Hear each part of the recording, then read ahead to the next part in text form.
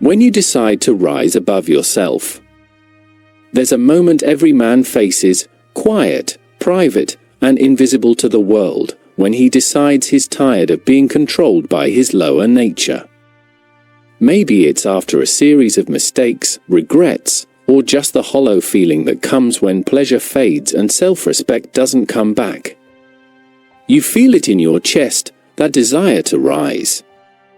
To be something more than a man who simply reacts. That's where the real battle begins.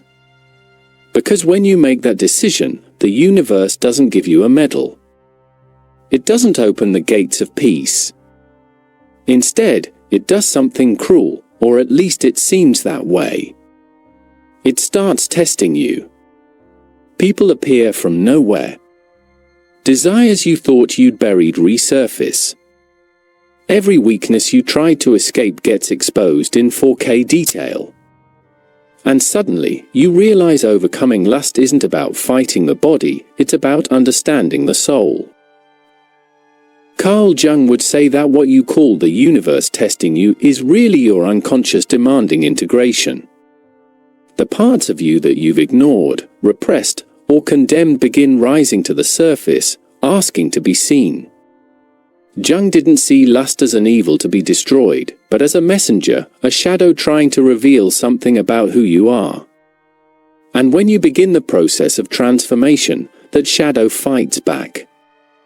1. The shadow, the enemy that lives within. Jung called the shadow the unknown side of the personality. It's everything you deny about yourself, your jealousy, your greed, your fear, and yes, your lust. Most men think they're fighting lust in the outer world, but the real battlefield is inside.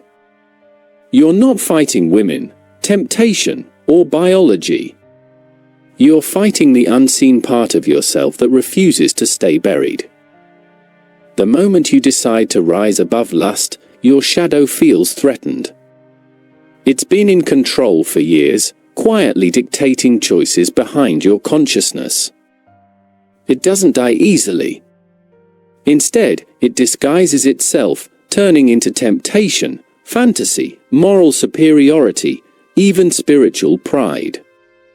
You might think you're winning because you're abstaining, but secretly your mind starts building new idols, replacing physical lust with lust for validation, admiration, or control. The test isn't to destroy the shadow, but to recognize it.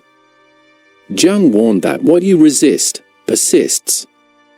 When you try to crush lust without understanding it, it just grows stronger underground. The universe tests you by forcing you to face your own reflection, the parts you hate most about yourself. Until you can look at them without flinching, you'll keep meeting the same tests in new forms.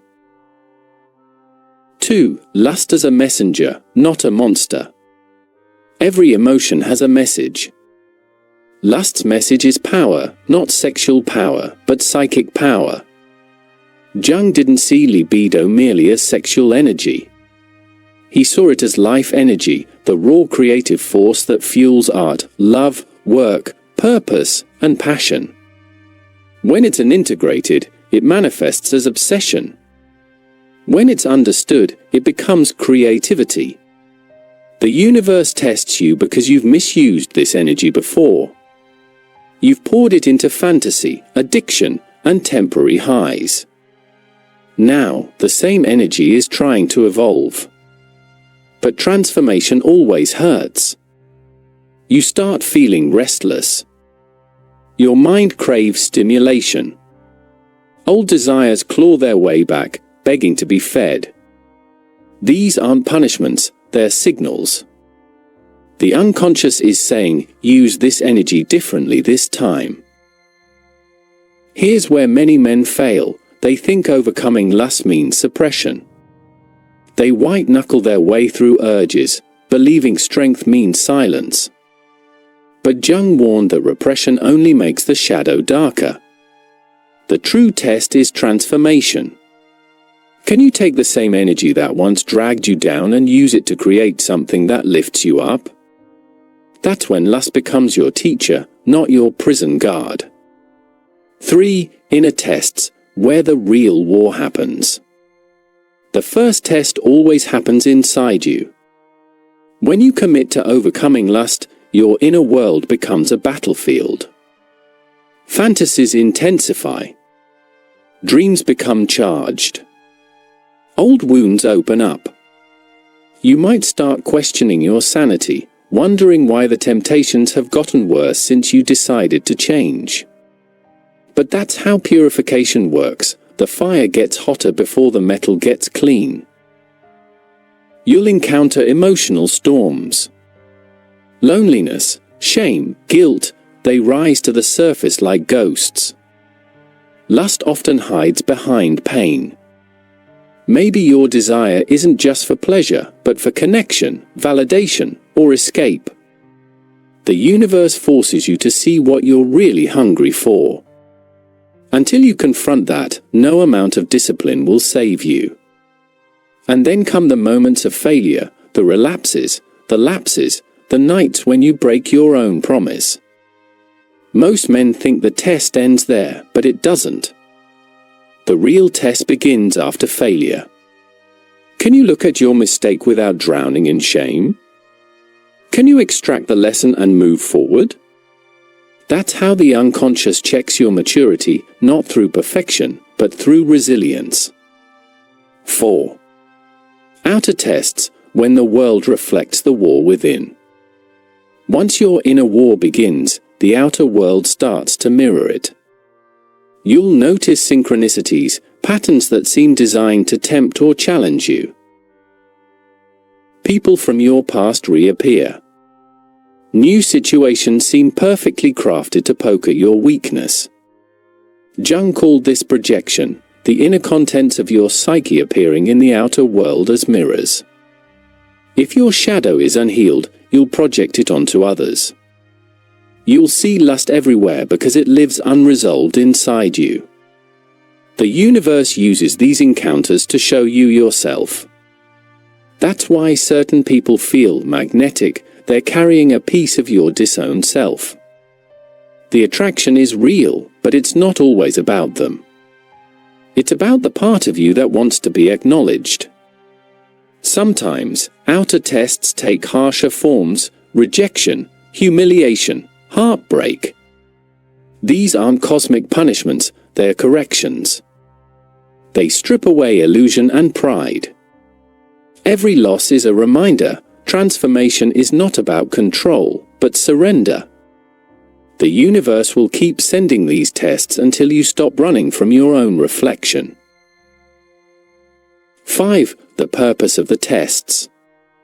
So why all the pain?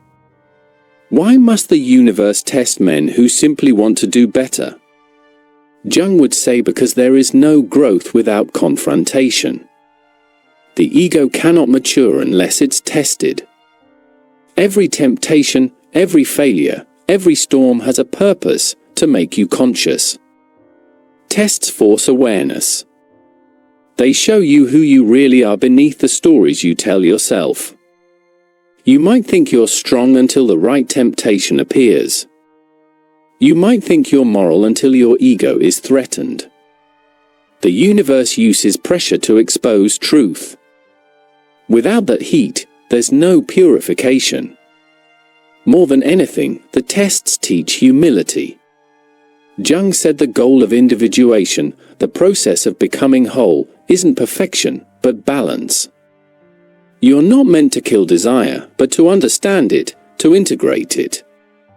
The universe tests you not to break you, but to teach you that mastery isn't domination, it's harmony. 6. Transformation, from repression to integration. When you start walking the path consciously, something subtle shifts. You stop hating your desires. You start studying them. Every urge becomes a window into your unconscious. Instead of saying, "I shouldn't feel this," you start asking, "Why do I feel this?" And that question opens the door to transformation. Integration means allowing the energy of lust to find a higher outlet. Art, purpose, creation, love, these become the new vessels for that same fire. The man who used to be consumed by lust can now use that energy to build, to serve, to create beauty. Jung saw this as sublimation, the process of turning instinct into inspiration. The universe tests you at this stage by tempting you with comfort. You'll feel proud of your progress, but pride is its own trap. The ego loves to declare victory too soon. The test now is humility. Can you keep walking without needing to be seen as spiritually superior? True mastery is quiet. It doesn't announce itself. 7. The pitfalls along the way. There are dangers on this path. The first is repression, trying to kill lust instead of understanding it. That only pushes it deeper into your unconscious, where it becomes resentment or perversion. Jung warned that whatever you refuse to acknowledge will eventually control you from the shadows. The second danger is shame. Many men drown in guilt, believing they're evil for struggling. But shame doesn't heal, it hides. The universe tests you with shame to see if you'll learn compassion, not indulgence, but honest self-acceptance. Healing begins when you stop treating your humanity like a crime. And then comes spiritual pride, the belief that you're above desire. This is the most dangerous illusion of all. Because the moment you think you've conquered lust, it sneaks in through another door. The universe tests you again, quietly, patiently, until you remember, you don't transcend being human, you integrate it. 8. What freedom really looks like. When you finally start passing these tests, not by being flawless, but by being honest, something beautiful happens. Desire no longer dominates you. You still feel it, but it's no longer a storm. It's a breeze you can navigate. You see beauty without needing to possess it. You feel attraction without collapsing into fantasy. You've reclaimed your energy. This freedom isn't cold or distant. It's warm, grounded, real. You start relating to others, especially women, with genuine respect, not projection. You stop chasing validation because you've found purpose. The same energy that once consumed you now fuels your creativity, discipline, and peace. And the universe? It stops testing you so harshly. Not because it's done with you, but because you've learned to test yourself. You've become conscious enough to see the game for what it is, a mirror.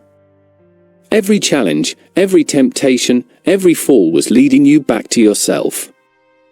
Conclusion: the man who returns whole. To overcome lust is not to erase desire, but to evolve it. You've walked through fire, not to become pure, but to become whole. Jung said that no tree, it is said, can grow to heaven unless its roots reach down to hell.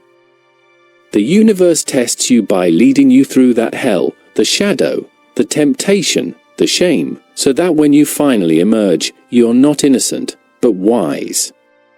The man who integrates his shadow becomes unshakable.